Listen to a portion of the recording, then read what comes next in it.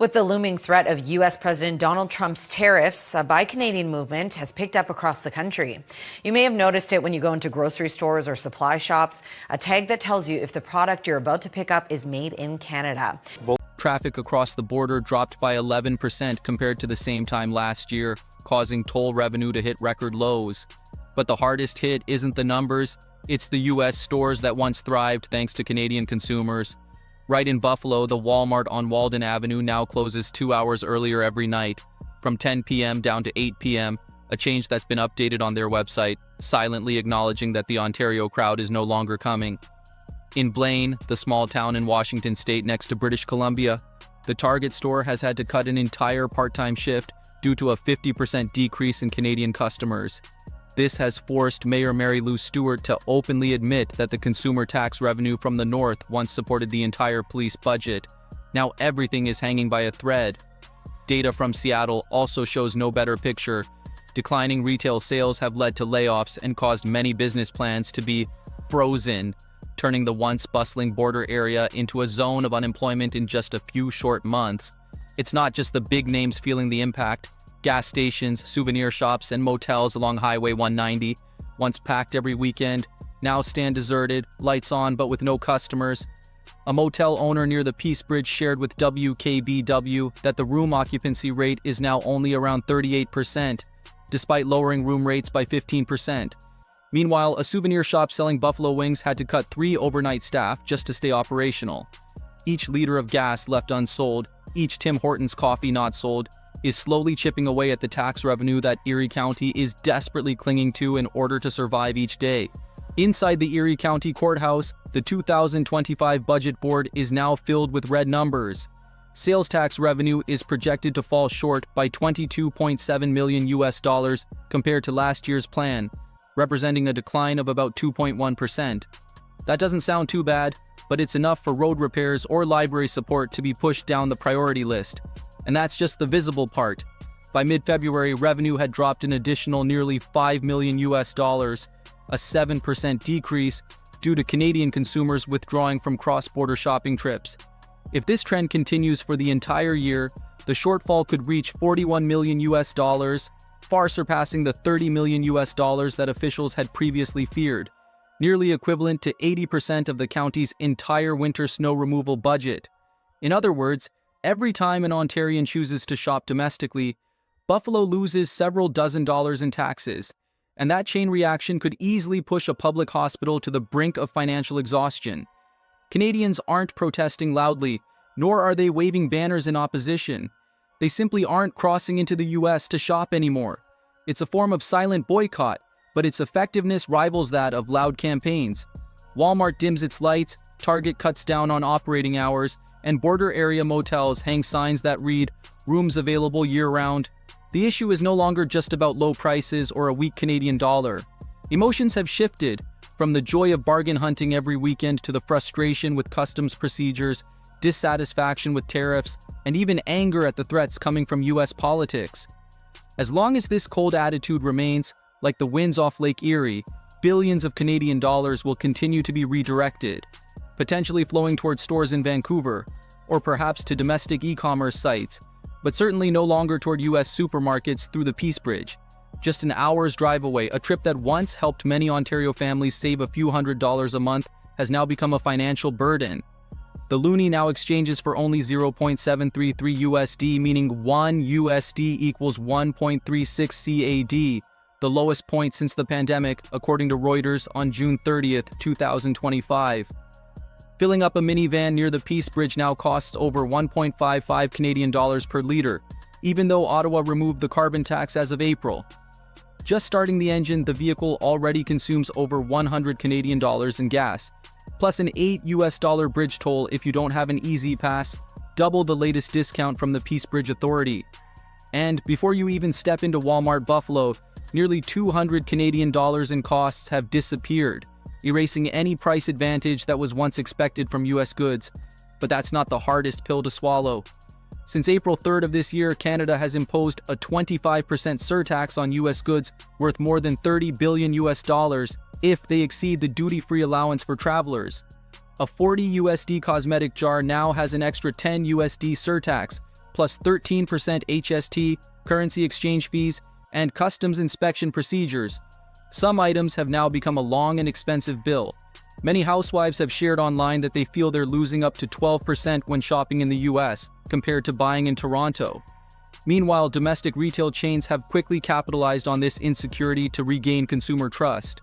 On June 16, 2025, Walmart Canada unexpectedly launched a daily discount program for hundreds of essential products, claiming that a family of 4 could save over $450 annually, equivalent to 2 weeks' worth of groceries. At the same time, domestic supermarket chains like Loblaw, Metro, and Sobeys all announced price freeze promotions, turning Canadian stores into price fortresses, causing cross-border shopping trips to Buffalo to become a thing of the past. Market data has begun to clearly reflect this shift.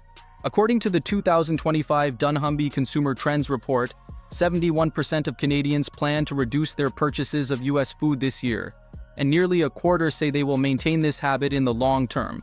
The impact is clear. Analysts predict that purchasing power for U.S. goods will drop by 15 to 20 billion Canadian dollars. But it's not just about prices. More and more Canadians are choosing made-in-Canada products as a way to express national pride. A survey by Angus Reid in mid-February found that 78% of Canadians prefer to buy domestic goods, while 59% are willing to avoid products with the U.S. flag on them. Domestic brands like Two Milk Jeans or Prairie are now appearing more frequently at stores, not just as shopping options but as an implicit statement of consumer stance. When you add in factors like unfavorable exchange rates, higher fuel and toll costs, the 25% surtax on U.S. goods, and the abundance of discounted products in Canadian supermarkets, driving to Buffalo to shop is no longer seen as an opportunity to save, but rather a significant burden. Erie County officials have warned that if this trend continues, they could lose over $30 million in retail taxes just this year. But for most Canadian households, the decision has already been made simply by not crossing the border anymore. The boycott is happening quietly. No banners, no slogans, but it's still powerful enough to create significant economic shocks. Just look at the Peace and Rainbow Bridges in February and March. More than 35,000 Ontario plates were absent compared to the same time last year. In the first 6 weeks of the year, sales tax revenue in Erie dropped by 7%, equating to nearly $5 million. As the number of vehicles with maple leaf plates dwindles, money printing machines like Walmart Buffalo or Target in Blaine have suddenly seen a drop in customers. Store hours have been cut, and opening hours are being changed. The issue isn't just a few million USD in tax revenue anymore. Retail giants are facing the hardest blow they've ever had. According to a report from Placer.ai, visits to the top 100 U.S. retail and food chains have decreased by nearly 5% compared to last year, with states close to Canada, such as New York and Washington, experiencing even steeper declines.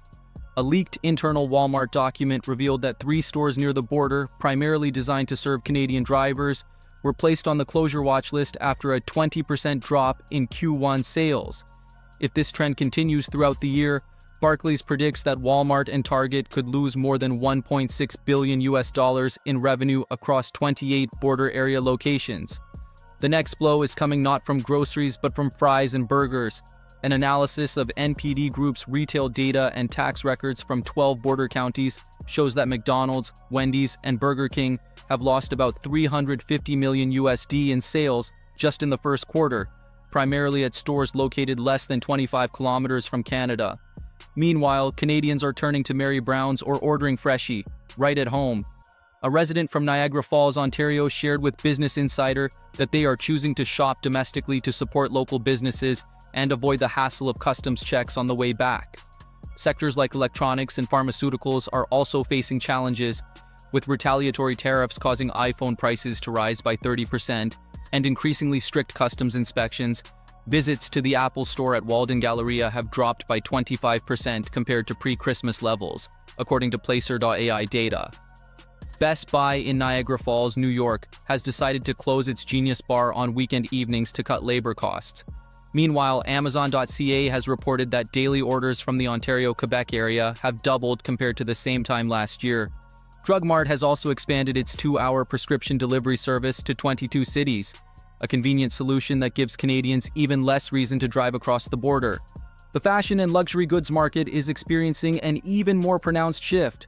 According to the latest Trendex report on North American luxury apparel 2024 to 2025, sales of domestic Canadian designer brands increased by 4.2% over the past year, and this trend shows no signs of slowing down.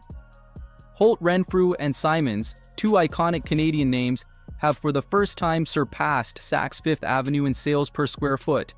In contrast, the Gucci store in Niagara, New York has seen a 60% drop in weekend foot traffic, forcing staff to work in rotating shifts of 3 days a week to avoid layoffs. Even major membership-based retail chains like Costco and Sam's Club are not immune to this decline. According to payment card data from SEC, membership renewals from Canada at 5 warehouse locations near the border have dropped by 11.8% compared to last year, the lowest level since the COVID period.